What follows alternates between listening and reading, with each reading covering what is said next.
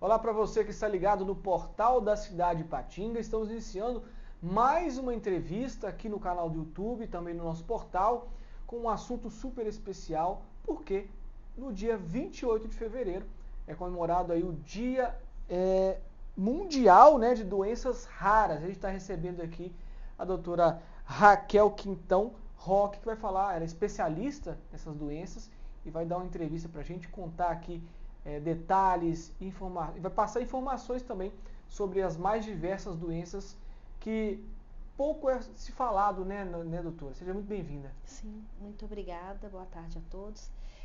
Como o nome diz, são doenças raras, mas eu costumo falar que não são raras as pessoas com doenças raras, tá?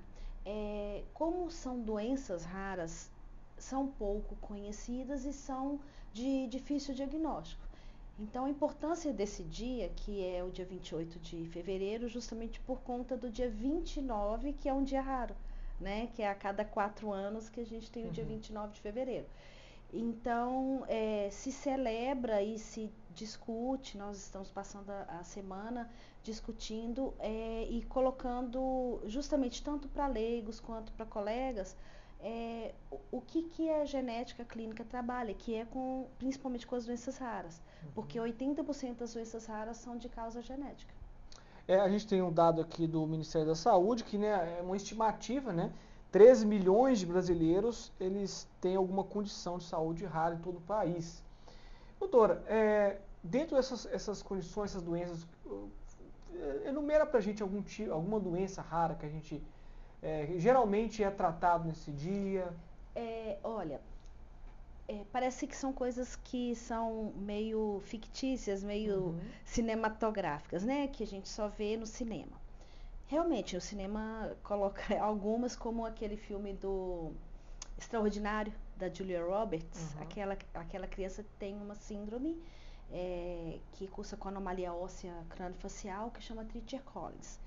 Bom, mas a gente tem coisas mais comuns e que a gente trabalha isso todo dia. Toda criança que nasce faz o teste no pezinho por exemplo, a fenilcetonúria foi a primeira doença rara, doença genética que a gente detectou pelo teste do pezinho. Então, a fenilcetonúria, anemia falciforme, mas assim, tem outras mais conhecidas, a condroplasia, o famoso anão, entre aspas, né? A síndrome de baixa estatura mais comum, mas nós temos mais de 400 síndromes de baixa estatura. Então não é tão incomum quanto a gente pensa. Uhum. Síndrome de Down, né? É uma síndrome que é uma aneuploidia, eu tenho um cromossomo 21 a mais. Ela cursa. Quando a gente fala que é raro, que é doença genética, não precisa de ser herdado, né? Uhum. 95% da síndrome de Down não é herdada, mas é uma doença genética e é raro, apesar da gente conhecer, né, com uma Uhum. certa frequência. É, uma síndrome que teve muito em voga ano passado foi na realidade, a distrofia muscular de Duchenne, que ela é relacionada ao cromossomo X e ela é transmitida da mãe para o filho e os meninos é que manifestam. E ano passado ela teve em voga no final do ano porque teve uma discussão muito grande no Congresso em relação ao medicamento que foi aprovado nos Estados Unidos em caráter de urgência, tá? Porque a gente fala aprovação acelerada. Por quê? Porque é uma doença grave, a criança nasce normal, começa a perder músculo. Aí você pensa que músculo é só para andar, só para movimentar, mas o músculo é para falar, é para engolir, o músculo cardíaco, eu preciso do coração batendo e eu preciso da musculatura para poder respirar. Então essas crianças nascem normais, começam a perder essa disfunção no músculo por conta de uma deficiência no gene da distrofina, que é como se fosse, é uma proteína que mantém o esqueleto da célula muscular. E aí começa a perder, degenerar, então aos 15 aos 18 anos vai a óbito. É uma doença grave. Assim, por volta, a gente tem casos que vão até mais tarde, mas a média é isso. E aí é muito sofrido, porque além da questão física em si, você pensa que você tem um indivíduo que é cognitivamente capaz, é lúcido e sabe, eu tive a convivência com um grupo, né, que a gente tem no Hospital das Clínicas de distrofia muscular de Duchenne, e aí eu me recordo muito de um paciente muito inteligente, e ele tinha com muita lucidez assim, ele sabia que ele estava evoluindo rápido e naquele momento para a morte. Então, assim, essa doença, por ter todas essas características, ela é uma doença grave. Então, a medicação, ela foi acelerada justamente para poder intervir, porque o tratamento a gente tenta intervir para não deixar desenvolver a doença. Então, a medicação é para pacientes até 7 anos. Né? Então, se você pode lidar com isso, um paciente que vai conseguir viver até os 60. Então, essa medicação foi muito discutida porque foi aprovada pelo FDA nos Estados Unidos, e aí aqui a gente estava com esse questionamento de trazer para o Brasil, mas a grande questão é justamente a aprovação por conta do caráter de urgência e ainda está em pesquisa. Porque o tratamento é viral. Então, eu tenho um vetor viral que vai inocular um pedacinho desse DNA, que é um gene que vai fazer produzir essa proteína que está com problema. Tá? Então, falando é simples, mas na prática é complexo e tem tem implicações, além de que esses medicamentos são medicamentos caros, a gente chama de medicamentos órfãos. Então, o custo disso, tanto para o paciente quanto para o Estado, é muito grande. Por outro lado, você pensa no custo de qualidade de vida para essas pessoas, para as famílias, né? E também da própria vida. Né? Se você pensa, você se coloca no lugar, se eu tivesse um filho nessa situação, eu também ia lutar por isso. Né? Então, a gente tem que discutir isso muito ainda na sociedade, para a gente ter mais acesso, e não são poucos pacientes. Aqui no Vale do Aço mesmo, eu já vi 2 casos que estavam lutando pela medicação. Tá? Então, não é tão distante da gente assim, não. A gente tem alguns relatos, né, de algumas crianças com atrofia muscular, espinhal. Sim. O próprio Stephen Hawking, né, é um cientista aí, dos mais brilhantes que já tiveram no mundo. Ele tinha uma doença gravíssima também, estou até pesquisando aqui, esclerose lateral amiotrófica. Né? A gente tem já, quando a gente fala de terapia gênica, também parece que é uma coisa, né, cinematográfica, mas a gente tem isso na prática. E eu acredito que vai mudar muito a ciência, especificamente a medicina e nas doenças raras, a terapia gênica. O prêmio Nobel de 2020 foram de 2 mulheres que desenvolveram uma técnica que a gente sabe cortar e editar o DNA. Por que eu estou falando isso? Porque para ela, a gente tem alguns medicamentos para algumas mutações específicas. Então, até mesmo eu tendo a mesma doença, eu tenho manifestações diferentes dessa doença, que são, às vezes, a gente chama correlação genótipo-fenótipo. Eu tenho uma mutação, essa mutação eu vou dar mais manifestação cardíaca ou mais manifestação neurológica, dentro de um espectro de outra doença que a gente chama de amiloidose. Então, assim, para esse caso da ELA, a gente tem medicações, por exemplo, eu tenho um tipo de tratamento de terapia gênica que funciona até 10% dos casos que tem aquela variante específica. Então, a gente ainda tem muito o que estudar, mas a gente já está a passos largos com as terapias gênicas desenvolvendo tratamento para isso. Né? Então, é uma doença degenerativa muito grave.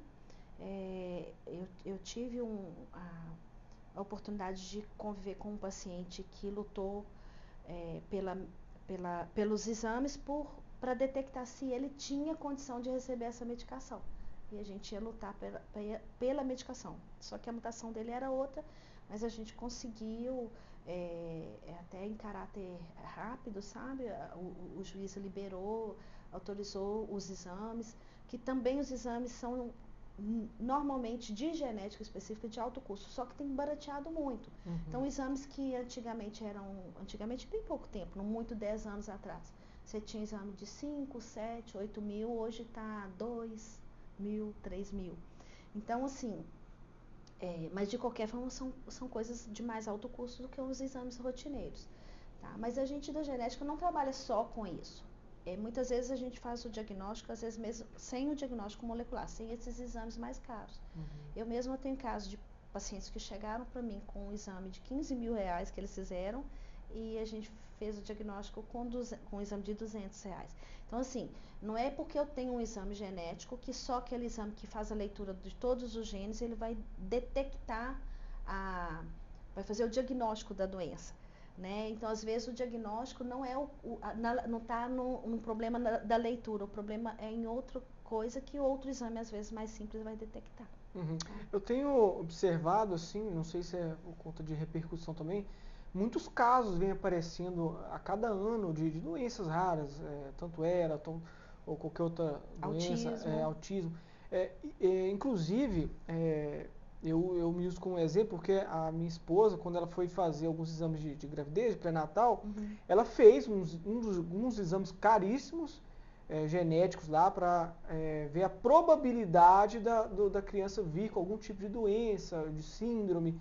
Graças a Deus não teve nada, mas esse aumento é devido à evolução da medicina, dos exames, que vão sendo mais complexos, mais assertivos, e aí consegue-se identificar essas doenças com mais facilidade, mais frequência? Isso aí é também, tá? Mas você pensa em doenças complexas. Vou te dar um exemplo. Diabetes. Eu gosto muito de citar esse exemplo. Porque as pessoas pensam quando eu tenho um problema do DNA, porque eu não tenho cura, né? Até no momento a gente não vai interferir ali diretamente nesse DNA. Em alguns casos sim. Mas de um grosso modo vão pensar assim, eu nasci com isso, eu não vou mudar meu DNA. E aí? Diabetes também não. Até o momento a gente não tem cura, mas a gente tem tratamento. Tá? Por que eu estou falando isso? Porque pensa na própria diabetes. Há bem pouco tempo atrás, 20, 30 anos atrás, a gente não tinha acesso aos exames e nem aos conhecimentos que a gente tem hoje.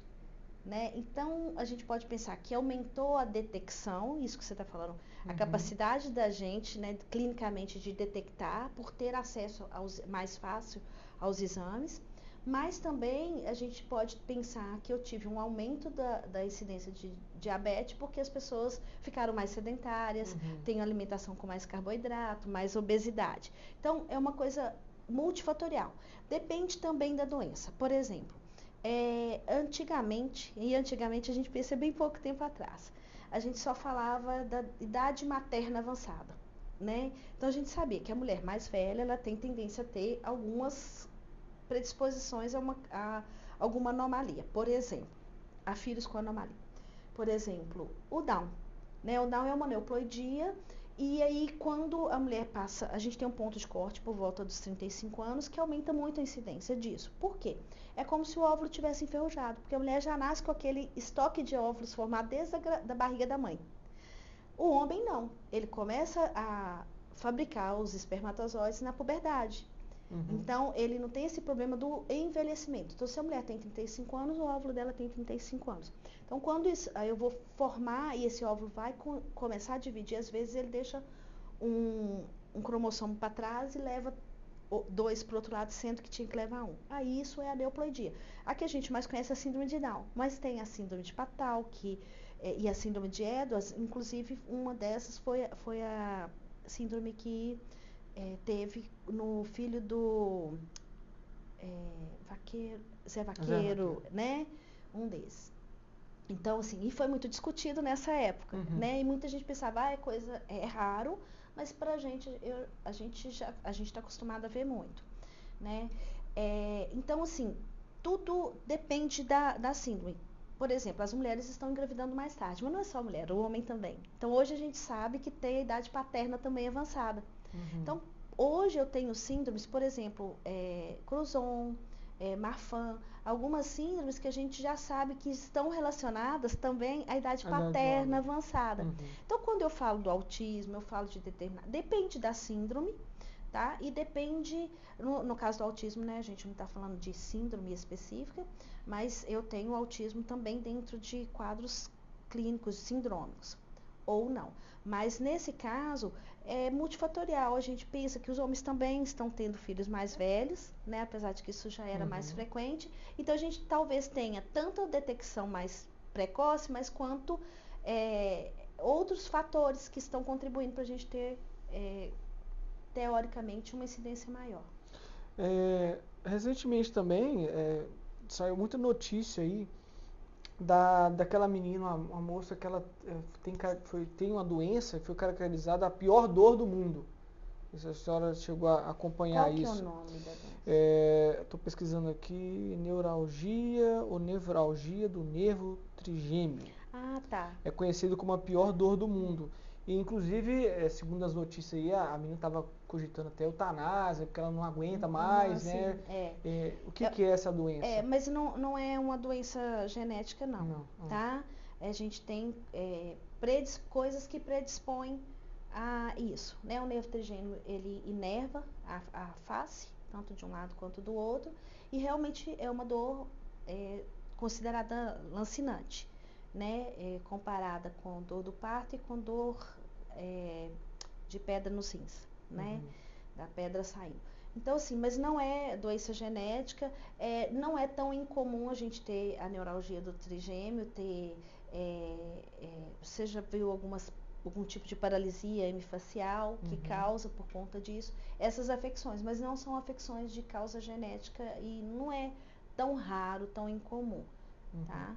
Mas não tem correlação com doença rara nesse sentido, não.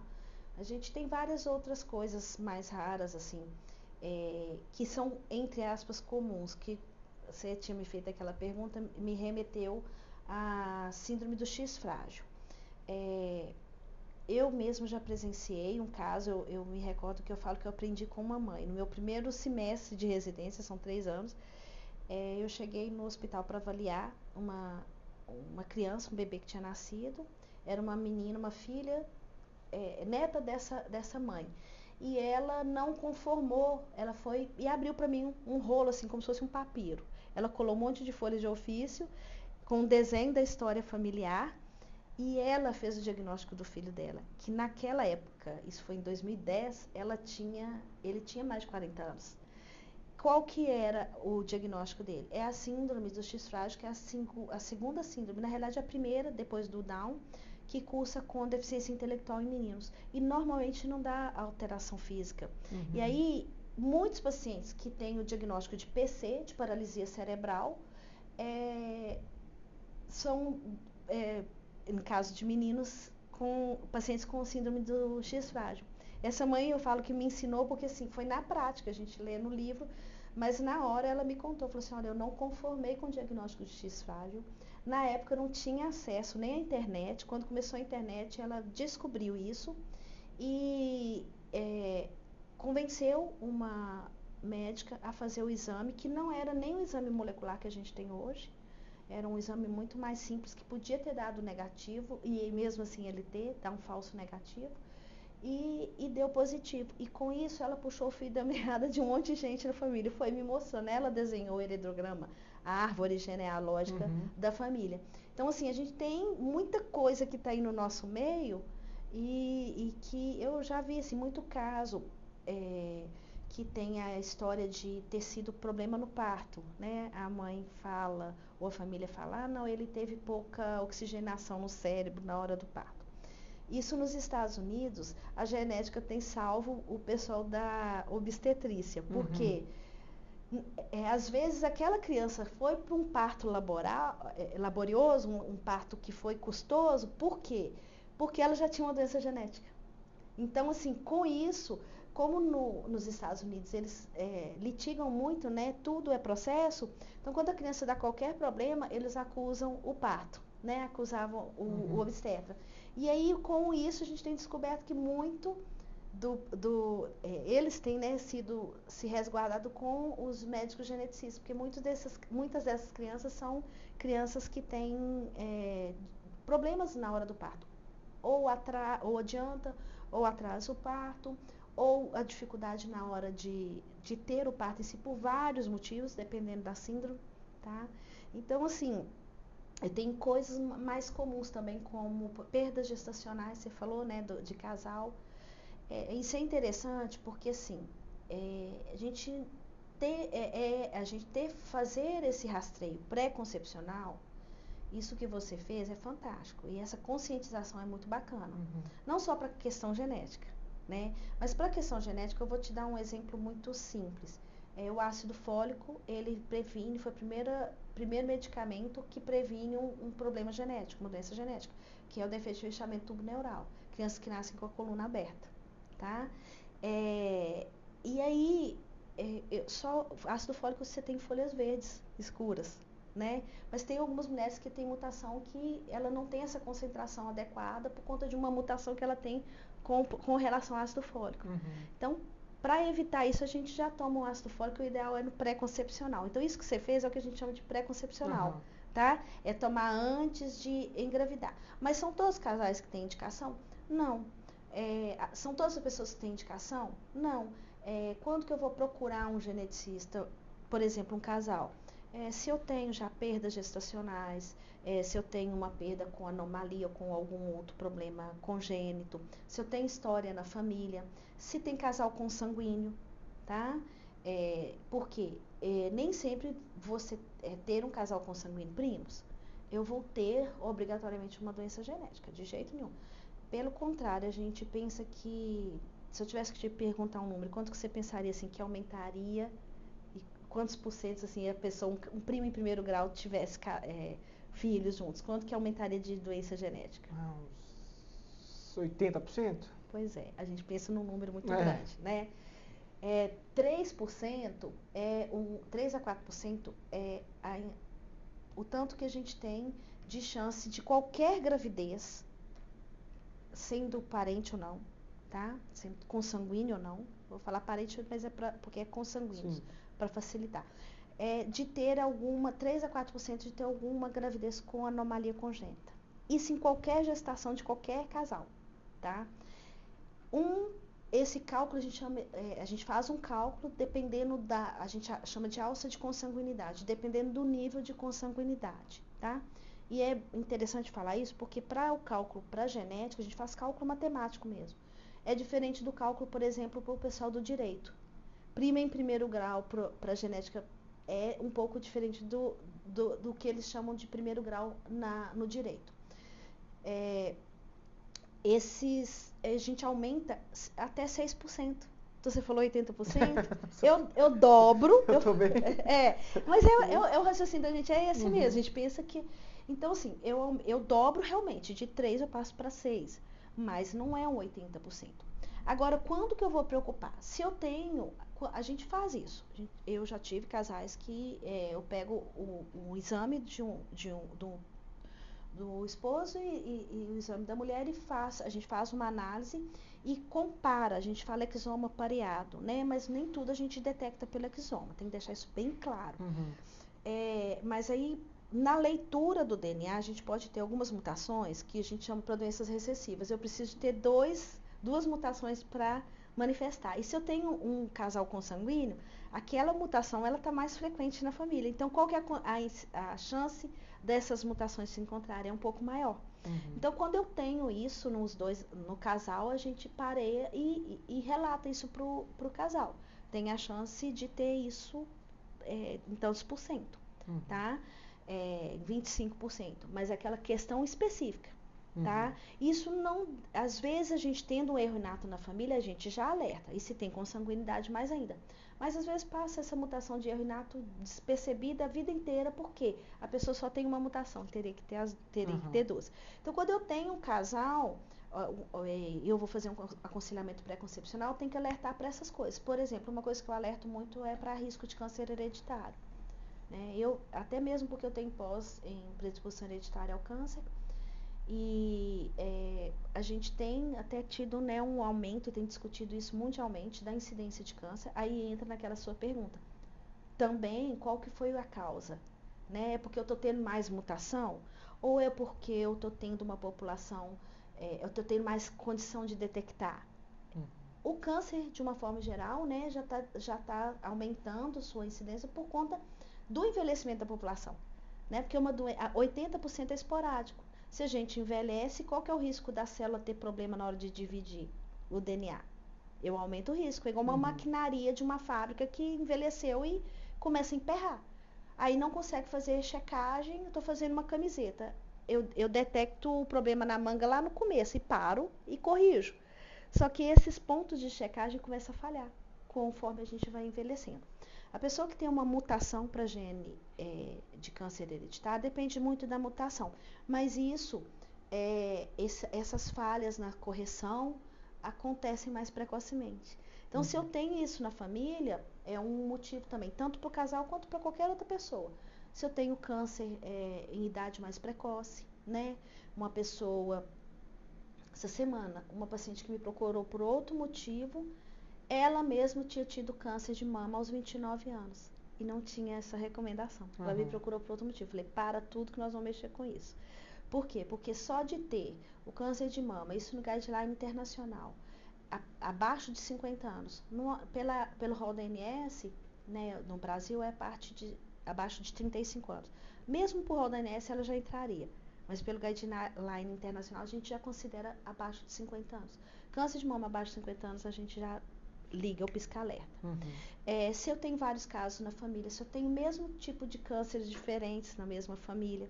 Então, isso também serve até para aconselhamento pré-concepcional, isso que você falou do casal.